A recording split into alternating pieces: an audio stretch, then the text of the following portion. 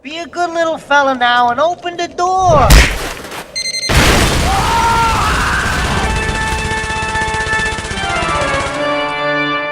Keep the change, you filthy animal.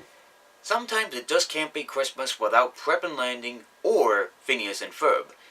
I forgot to mention this either in yesterday's or the previous video, but I've been into three things before I'm OP. Obviously Garfield, classic shows I remember watching as a kid, and of course, Phineas and Ferb, one of the most funniest and ingeniously written shows that I actually remember seeing the show when it first came on when I was in middle school, and it was hilarious and real ingenious, and really had a lot of great sense of humor, especially with a lot of the character developments and all that, and I especially love the voice acting. And of course, some of you may know Vincent Martella as the voice of Phineas Flynn. Well, the special we're looking at's actually in this. It's known as Phineas and Ferb's Christmas Vacation. Essentially, Phineas and Ferb decide to get the whole entire Danville in the tri-state area to write this huge, gigantic thank you card to Santa Claus.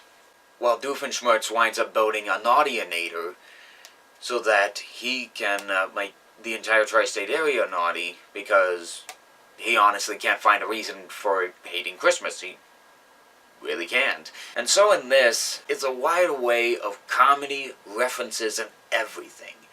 And of course another subplot is that Candace is trying to get Jeremy's letter to Santa so that she could find out what she can get for Candace and what she can get for Jeremy. Sort of the gift of the Magi thing, if you understand what I mean. It's a real funny special with a lot of references. I remember when it first came on, and I just remembered it being such a classic. And I try as hard as I can to see this every single year. It's funny, it's hilarious. What can you say? It's Phineas and Ferb. And it proves to the fact on why Disney Channel is good. And why their, their ridiculous tween shows should not be on the channel. It should be more about the cartoons. Like Phineas and Ferb or the 7D or Wanda Over Yonder. Or even better, Gravity Falls. Last few special we're talking about is this one, the Prep and Landing specials. I remember when these first came on ABC, and actually it's a real hilarious special, but has really strong, valuable lessons that takes place around the holiday season. First, let me talk about the first one, Prep and Landing. Essentially, this special is about an elf named Wayne, who's played by, of course, Chris from Dan Versus, or at least the actor who plays Chris from Dan Versus, and basically he winds up getting a promotion on the naughty list. Unfortunately, he doesn't get it. He gets a new partner, Lanny. He's been doing this for over 1,000 years, or at least over 200 years, I forget. But essentially, he's sick and tired of being the Prep and Landing guy. He wants to be like the operator of the naughty list, but never receives the promotion. And of course, on one of his missions to a young boy's house, he starts to slip into the naughty list. He's basically tired. He lets Lanny do the entire job, like, airing out the stocking so that the candy can fit in there, or little toys, or whatever, trying to trim the tree so that the presents can fit under there, and, being the fact, making sure that not even a creature is stirring it that night, which unfortunately there is. The fact is that a kid wakes up and finds Lanny and Wayne, and of course they obviously use one of their little Christmas ornament knockouts to put him in his place. So, essentially, Prep and Landing is a really fun special with a lot of fun characters. Its sequel taking place in what I could believe is like a year later, because, I don't know, this special came, because another one came out a couple of years later after the first Prep and Landing, because everyone knows Prep and Landing's such a great special on ABC, which led to its sequel, Naughty vs. Nice. I remember seeing the ads for Naughty vs. Nice whenever I was watching, like, the local news or Wheel of Fortune. I don't know whether I was on the local news or not whenever this ad came on, but never mind. Essentially, there is a different crusade before Prep and Landing comes in, or at least to my acknowledgement, the houses that actually have naughty kids, there exists the Coal Elf Brigade. What they do is that they come in and report all of the violations that a kid has received. So it's like, the example being crayons on the wall, food under the sofas, or bad grades. What happens if you wind up getting those, or at least all those four, you get a lump of coal with a tag saying, try harder next year. But what happens is that there's a person who wears a mask that looks like Darth Vader's goofy brother, and essentially at least this masked person, we don't even know who he or she or whatever it is, winds up stealing one of their little Coal Elf texts that basically sends it to the Naughty Nice server, which sort of looks like a fruitcake that reports the violations. So Darth Vader's goofy brother winds up stealing the device and has been for over a year trying to figure out the code for the thing so that he or she or it could hack into the system.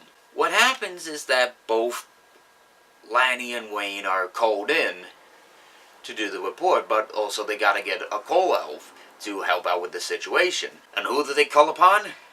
Why, they call upon Noel, who's actually Wayne's brother. That is a Coal Elf. So that's an interesting thing. Next thing you know, they wind up going inside the kid's house. They wind up tripping up a few trigger products, such as this cover version of the Stan Freberg song, I'm Getting Nothing for Christmas. Which, hearing that song on this special, I want to go listen to that song. Not like the version that's in this, but more the Stan Freberg version, because that's the original version. At least to my acknowledgement, that is. The twist is that Darth Vader's goofy brother happens to be a girl who stole the thing and was wrongfully accused being put on the naughty list. It turns out that she had a brother, a little baby brother over a year, and she blames nearly everything on her brother, like the fact that she basically tore one of her little stuffed animals into pieces. More like decapitating its head, if you ask me. And winded up sort of crying a lot, which forces her to get out of the line of meeting Santa Claus at the mall. I mean, mainly it could have been like maybe the mother with the baby could have taken her out, but it would have resulted in people trying to pause for one moment, finding out that the two kids in line happens to be the two kids from A Christmas Story that are in the mall. Whoever thought that Ralphie could be done in CGI? Whoever came up with that joke at Disney, you're hilarious. You're absolutely hilarious. And of course, there's like a lesson in this about brotherhood. And somewhat I could relate to this. I could probably relate to Noel, and my brother Winston could relate to Wayne. But there's too much in the special to give away. It's a lesson about brotherhood and all that good stuff. But essentially you get the time, go see the Prep and Landing specials. Either you may like it or you hate it. Sort of much like some of the specials or movies that I've reviewed. But hopefully that does it for today. But with that said, stay tuned tomorrow for a new episode. Hopefully I can get done with all these animated shorts, and we can jump in to the newest special. But wait a second.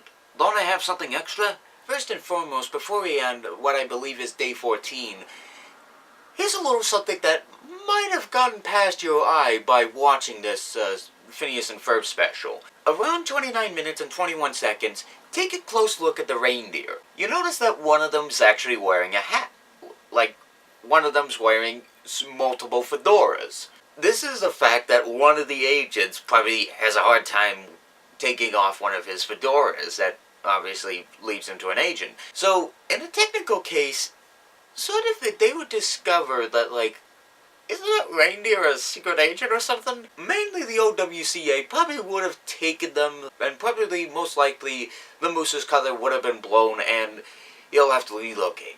Thank you for watching this, and Vincent Montella, you're an excellent voice actor. See ya for a brand new episode of Phineas and Ferb, whenever they decide to air it on Disney Channel or Disney XD. And as for the audience, stay tuned tomorrow for what I can safely say is the beginning of the last classic Christmas special. Goodbye.